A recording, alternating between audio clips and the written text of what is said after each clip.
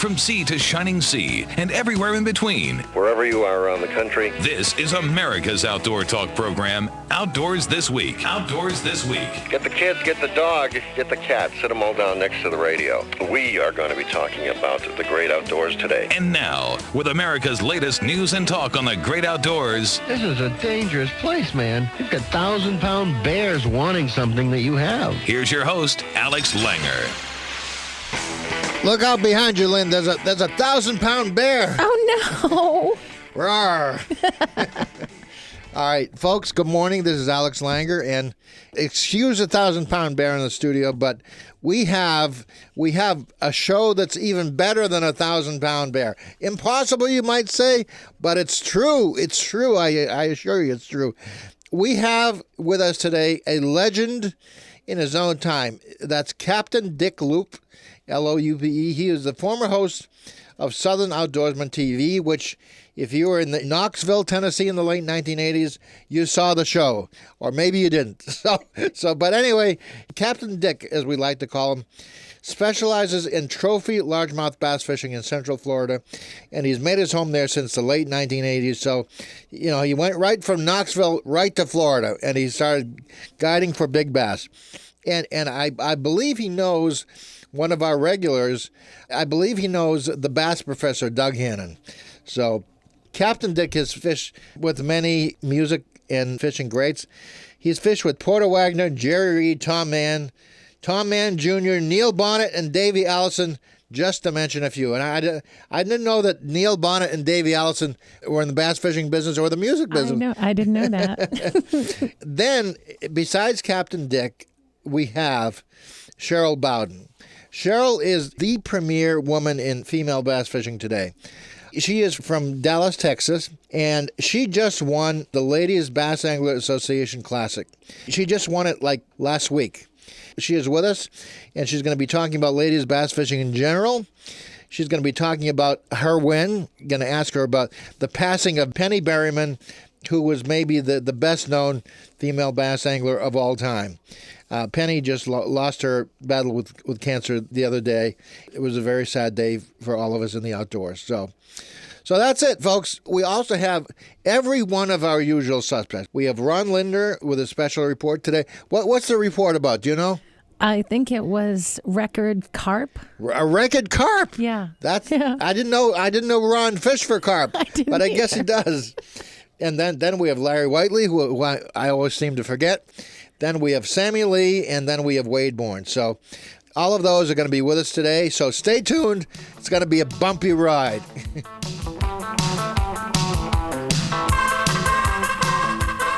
Hey, what do you think you're doing? Don't change that dial. Alex will be right back with more of Outdoors This Week after these messages.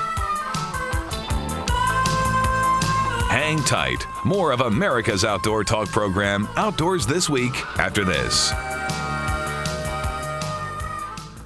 Hi, folks. Ron Linder here for LinderAnglingEdge.com and Linder Angling Edge Television. Seen at this period of time on WFN. That's the World Fishing Network, WFN, and we're still playing on that network.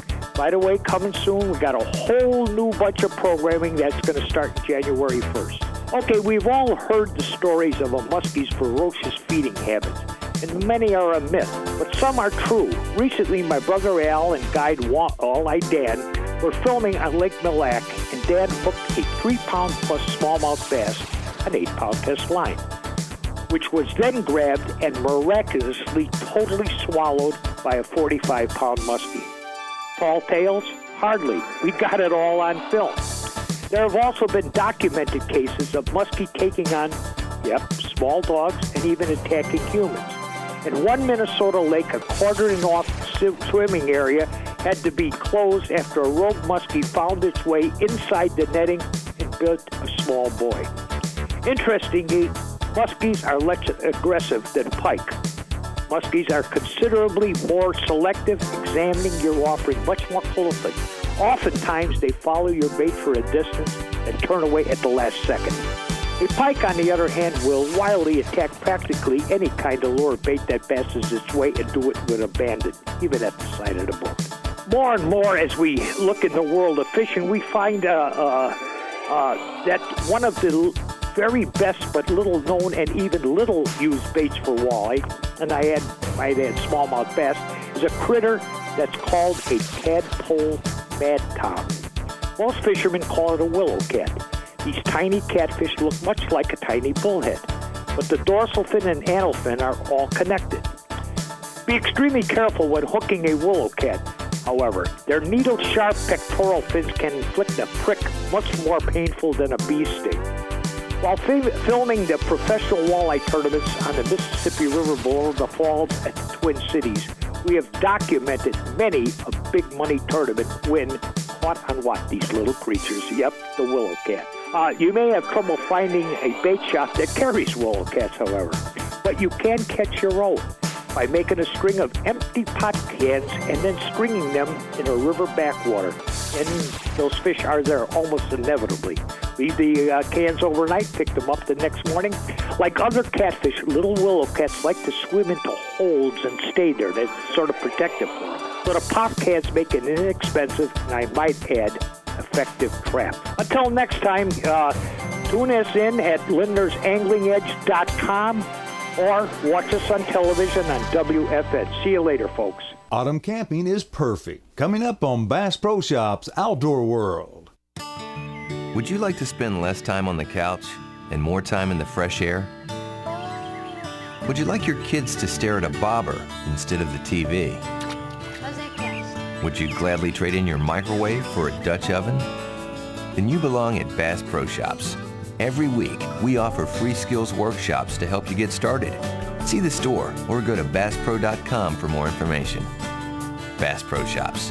Your adventure starts here. Naturally, one of the best reasons to go camping is the absolute majesty of God's grand design of mountains, lakes, valleys, oceans, plains, mesas, and their awesome beauty. And during the fall, it's even more fantastic. Those bright yellow, red, and orange leaves that paint the landscape is breathtaking. Why should you take the family on a camping trip during autumn? Campsite owners do what they can to lure people in when the weather starts to get cooler, and that includes making it super affordable. By limiting your camping to late spring and summer, you're missing out on the quietest, most beautiful times in our national parks and state forests. Think about the memories you'll create, the closeness you'll achieve, and lessons you can impart.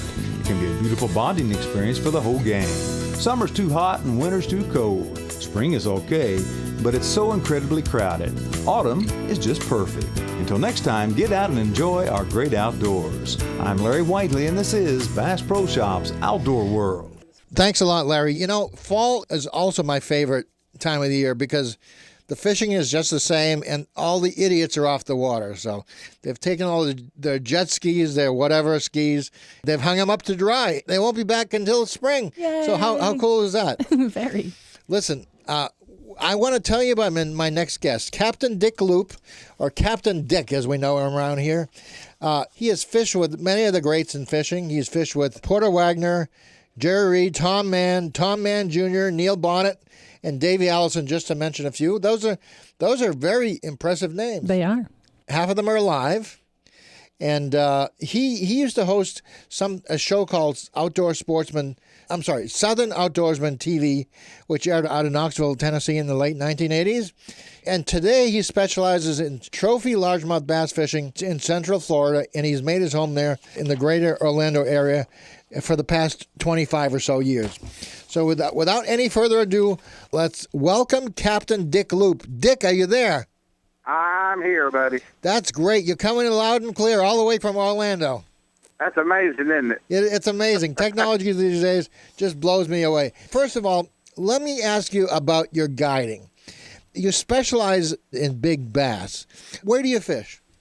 I mainly fish the eastern part of Florida, which is just below Orlando. I fish the Kissimmee Chain of Lakes. Yeah.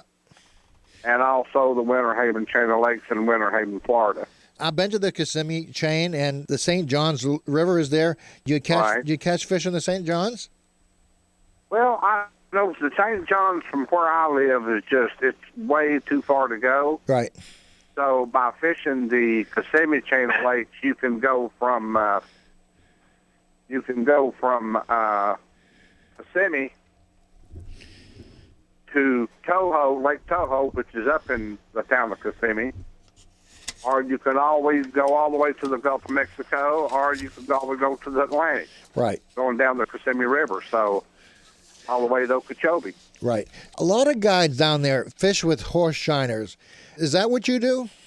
Well, mainly the people that I guide are people that are from up in your all's neck of the woods, up in the northern part of the states, and we use live bait, which is wild shiners. Yeah. You use wild shiners, and how do you do on the wild shiners? I mean, what is the other alternative? There's wild shiners, and there's what, domesticated shiners? Well, you have a domestic shiner, which is raised in Arkansas. Yeah. Which is a more hardy bait. The wild shiners are caught or cast netted out of the lakes that we fish, so it's a natural bait for these lakes. Where your domestic shiner is a product of being farm raised. Are the fresh caught shiners more hardy or more lively, or why do you prefer them? Well, you're putting the bait out there that is what the bass is naturally. That's his natural food. Right. Besides a shad or bluegill. Right. I mean, that's the natural bait for these lakes down here. A bass cannot. For some reason, they just cannot stand a shiner because the shiner will go in just like a bluegill, and when they lay their eggs, they go in and they rob their nest. Right. So they just don't like one sitting in front of them. They get a chip on their shoulder when it comes to shiners, right? Oh yeah, big time. You use that, and you put your customers on the fish, right? Yep, I'll try to. Let me ask you this: what if your customers catch no fish? Do you give them a refund? No, that's a lot of way back. Yeah. A lot of people used to guarantee if you don't catch fish, then you don't have to pay. I believe the fish have gotten domesticated. they just bite when they want to. You try to pick your peak periods to fish. Bass fishing, you cannot guarantee any kind of fish. You can't guarantee if you're going to catch anything or not. It's all by experience and by doing. And I think over the last 35 to 40 years, I've kind of learned a lot about the habitat, how the fish work at certain times of the year. And that's just basically it. Usually, I will say this. I have gone out all these years, and I have failed to catch fish 2 times. Wow. So it sounds like if I'm going down there, I should go with you. I think you should just come down here and I'd flat take you fishing. I know that. That'd be great. Do you know Doug Hannon, who lives down there? I know Doug very well. You do? Yes, sir. What do you think of Doug? Doug is... Just between the two of us. In my opinion, he is the main guy in the fishing world. Really? I mean, he is the daddy. He's invented so much stuff, like Sure Life. He had a hand in that when BASS first started out and stuff. Right. And they were just putting fish on stringers and everything, and then finally they found out that there was a chemical, which, Doug's a chemist anyway. I didn't know that. Yes, and they invented this product called Sure Life, and that's what they put in these tanks, and that's what you see in the live wells of these boats and stuff. We got to take a quick break. Would you come back? Absolutely. Great. Lenny's going to come back. That's great. Yay. All right. We'll be right back with Captain Dick. Don't go away. Wow. Hold on to that, and that's a good since 1980. Tight Lines with Sammy Lee. It may be the most revolutionary spinnerbait to come along in years for big bass. It's the Waken Bacon. Hello, this is Sammy Lee. In just a moment, the designer, Basil Bacon, will tell us how to fish this lure to catch more fish this fall. But first, this message. You've heard me talk about U.S. farm-raised catfish, and maybe you're thinking, but it's not that kind of farm. U.S. farm-raised catfish grow in environmentally controlled freshwater ponds, fed a high-protein diet that gives them that clean, mild taste. Remember to look for the words U.S. farm-raised catfish where you shop and where you dine to make sure you're eating the safest, healthiest catfish in the world. U.S. farm-raised catfish. Good eating that's good for you. We're online at uscatfish.com. While talking with Basil Bacon recently, I asked Basil, how should we fish the Waken Bacon spinnerbait that you designed? One of the real keys and one of the most important things to make this bait work right is when it hits the water, it's just like a buzzbait. It's got to be coming to you instantly. It cannot be allowed to sink 2 inches. It's got to be making a wake the instant it touches the water.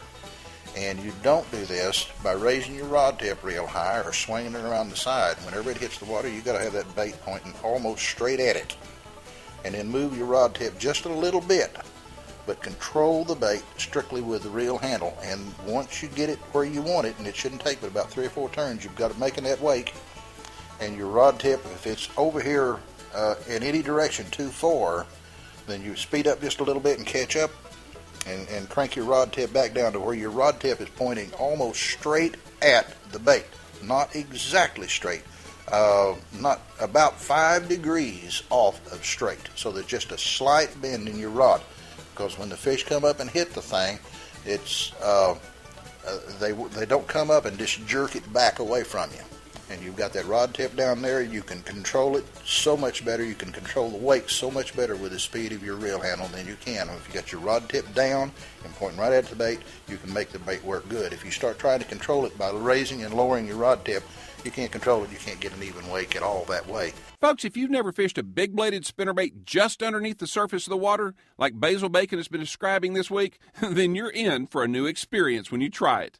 I'm Sammy Lee, and until next time, tight lines. Tight Lines, brought to you by HuntMate, the best hunting app for your iPhone. By UFP, America's leading maker of brake systems for boat trailers. And by Smart Baits. Color changes everything. Follow Tight Lines on Twitter at www.twitter.com/TightLinesRadio. Thank you, Sammy Lee. Captain Dick, did you know Sammy Lee? Sammy Lee. Yeah, he does a radio show. I don't think so. He is the master of ceremonies and one of the founders of the Bass Fishing Hall of Fame. And I'm gonna, oh, okay, yes, okay. I was going to recommend you for the Hall of Fame. Now I don't think I will because you didn't remember Sammy's name. Now, Dick. Yes. You said something about bass being domesticated. Are bass, in fact, harder to catch now than they've been before in South Florida? I don't really think so. I think with all the bass tournaments and stuff you have, I think the pressure that is on a lot of the lakes nowadays, where back in the earlier days you didn't have as much pressure. Yeah. I just think it has to do with that you've got, on our lakes, you've got tournaments every weekend, 1, 2, whatever. And I think, if anything, that could have a lot to do with it. Fishing hasn't changed since the first time my dad took me fishing. So the bass aren't getting smarter, or are they? Oh, yeah, they're getting smarter. Are they plotting against us, Dick? I think so. I think sometimes they plot against me. You know what I'm saying? But not really. Bass fishing is one of the greatest outdoor sports I think there is. My dad taught me to hunt. He taught me to fish. He taught me to fly. But my main thing was fishing. I mean, that's just it. And if you take, just for an instance, you take a kid 4 or 5 years old, and you take them fishing, you get them in the outdoors, and you get him interested, and make sure you catch something, you'll never have to worry about that kid getting on drugs or anything like that. His natural high will be doing fishing. You know, that's exactly what happened to me. That's a good point. I grew up in a city, and everybody else was doing drugs and doing stuff like that, and I was out fishing. That's it. I mean, my natural high is catching fish. Right. You've been guiding for 40 years, taking families fishing. Oh, yeah. What are the tricks to... Obviously, one of the tricks to getting a kid involved in fishing is to have him actually catch a fish. How do you do that? Well, you know, my older brother said the same thing. He said, how can you take somebody fishing and charge them money and say they don't catch but one or two fish or something like that? How can you take their money? I said, Jim, it's just like a job. It's a job. It's just like if you go to a job, whatever. But I said the whole thing is experience that they have. Right. You've got to be able to relate to the people that you had in the boat at that time. Everybody's not the same. So you try to treat everybody with respect, and you teach them. You're kind of a part-time therapist, mental therapist, aren't you? I guess you can say that. And you know, if you go out there and you have a good morning, and you catch a lot of fish, and they're blowing shiners out of the water and all this and everything, let me tell you what, the kid will never, even a grown-up, will never forget that day. You're right. I remember the first sunfish I ever caught, and I remember to this day how excited I was and how it felt on my line and everything like that. It was just a sunfish. Well, you know, what you just said right there, it's exactly what happened to me. I was with my dad and my uncle, and I was sitting in the front of the boat, and I laid back down and had an old fiberglass rod, and I caught one of the biggest sunfish I believe I'd seen up in Tennessee at the time. And listen, I was hooked for life then. Right. I thought I hung the world. How big is the biggest bass that you or your clients have ever caught? I have caught probably 9 or 10 bass over 13. Wow, that's amazing. I say that I've had a handful of clients that's caught 13.8, 13.9, something like that. That's about the biggest. I had one fish on one day that, you know how fishes are. The fishermen are always liars anyway. That's right, except you and me. They exaggerate, but I would say and I'm not too sure about you, Dick. Yeah, I wouldn't say this fish would have gone between 17, I'd say 17 and up a little bit. Really? And that's awful big from down here. Does Doug Hannon know about that fish? Doug Hannon knows about that fish. Doug Hannon has caught more 10-pound bass than anybody that I know of. It sounds like you're going to give him a run for his money, aren't you? No, we're friends. My wife used to fish bass and gal tournaments.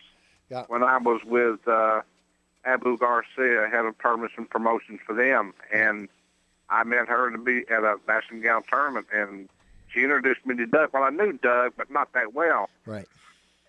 And they were good friends and stuff, and he is the best. He is the daddy of them all. He is. He's a frequent guest on this show, and we always love to have him. In retrospect, how would you sum up your life? If you were eulogizing yourself like I tried to do earlier, how would you do it? You got a minute. I'd say I'm a peaceful man. I don't know. I've never really looked at it from the standpoint of what I think about myself. Well, I'm blessed. God has blessed me for being able to do what I do and to meet so many different people and to be in the outdoors. I mean, you know, when you're sitting in a boat and the sun starts coming up in the morning and it starts popping up over the treetops, and you'll have kids say, "Well, what?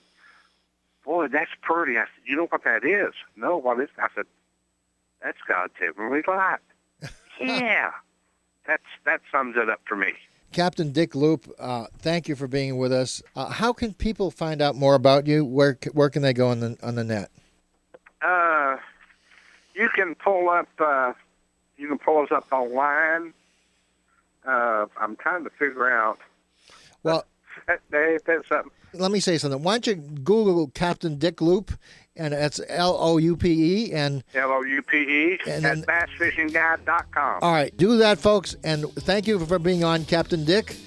And thank you, folks, for being with us. We'll be back right after this. Papa was a fishing man. More of America's favorite outdoor talk program, Outdoors This Week, after these messages. His cars and his steel guitars. Papa was a fishing man. Ooh, a fishing man. One big trend in the firearms industry is the growing popularity of what's known as the modern sporting rifle. This gun has a military design and look, but it also has many hunting and recreational applications. And one more thing, it's very easy to shoot very accurately. With little practice, beginners can soon shoot these rifles like seasoned marksmen. I'm Wade Bourne, and this is Wired to Hunt Radio. In a minute, a look at this new kid on the block in the world of rifles. Stay tuned for more Wired to Hunt Radio. Cabela's is the world's foremost outfitter for hunting, fishing, camping, and outdoor gear. They offer more gear than anybody, best selection, prices, and quality, all backed by Cabela's legendary guarantee. Shopping with Cabela's has never been easier or more convenient. You can outfit all your needs through Cabela's catalogs, website, and their many stores. Check them out at Cabela's.com. Cabela's, the world's foremost outfitter. Whitetail hunters, Cabela's has done it again, added another amazing item to its website. Cabela's now offers a compact gun rest designed for folks that don't like carrying clumsy shooting sticks. Folks that want their hands to be free, now you can keep a little Sure Shot gun rest in your pack or pocket. They only weigh 5 ounces. When needed, hook it to a fallen branch or tree limb. $20, Little Sure Shot gun rests are rapidly becoming standard hunting gear. That's Little Sure Shot gun rests at Cabela's.com. This is Wired to Hunt Radio.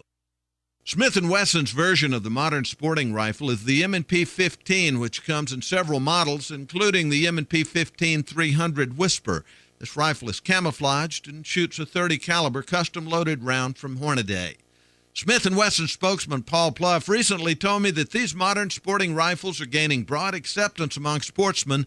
And one reason why is that they're very easy to learn to shoot accurately. That whole design process, when Stoner developed that gun with that pistol grip type of format, was all done, when you start to think about it, is because there were a lot of new recruits coming in there to fight the war, and they wanted to develop a product that was, you could take an average guy who may have not been, either had not shot at all before or had done very little shooting, and make them very proficient in a very short period of time.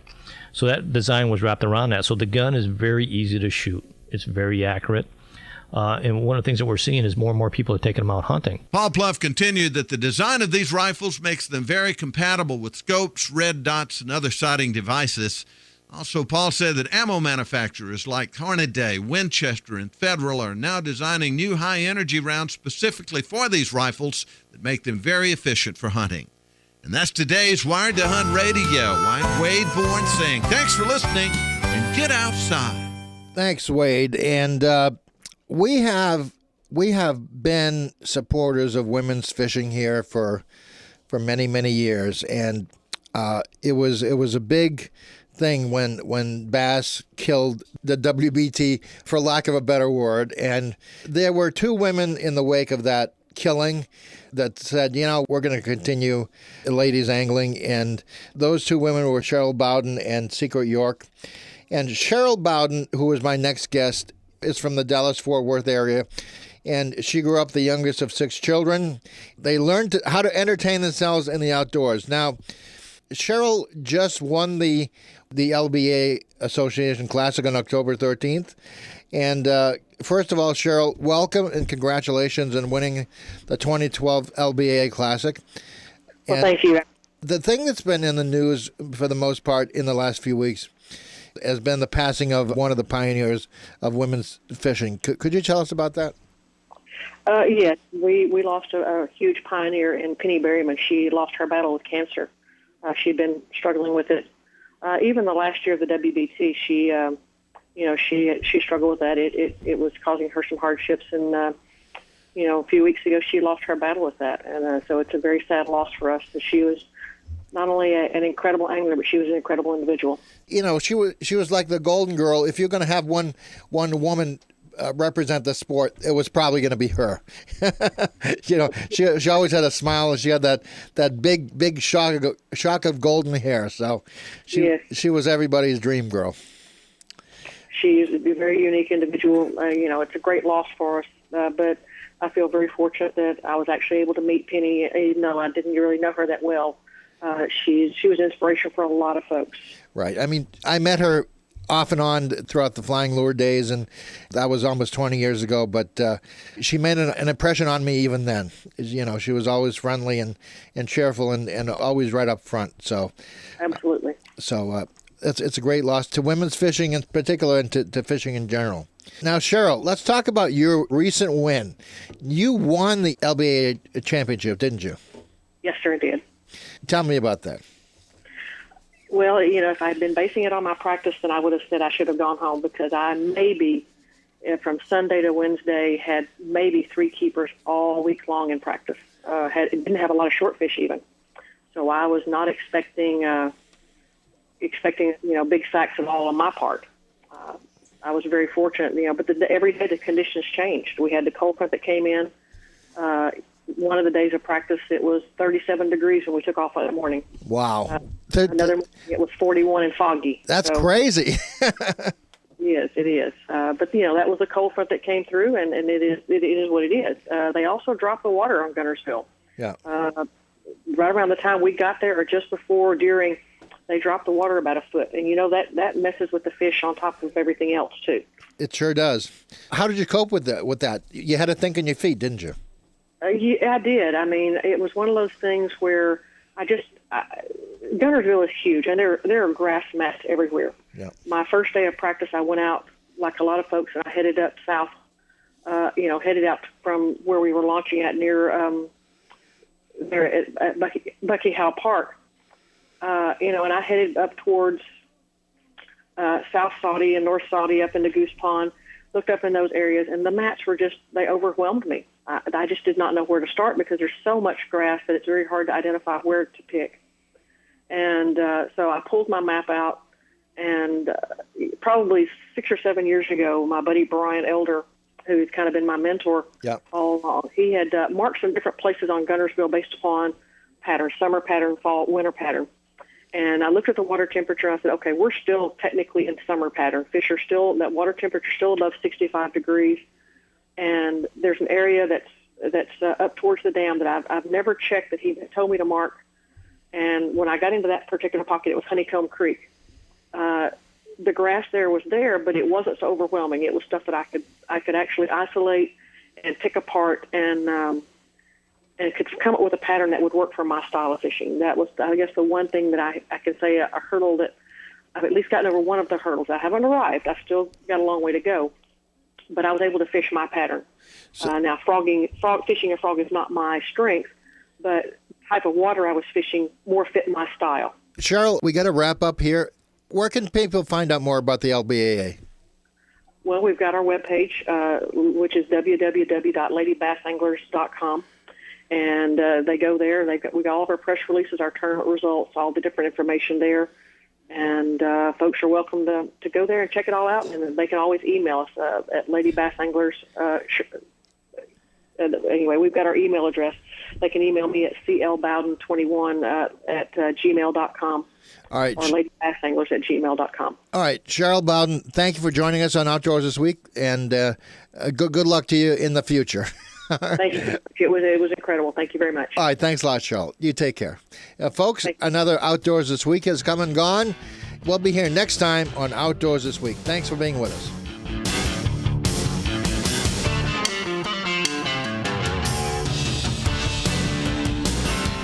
Alex Langer, Outdoors This Week.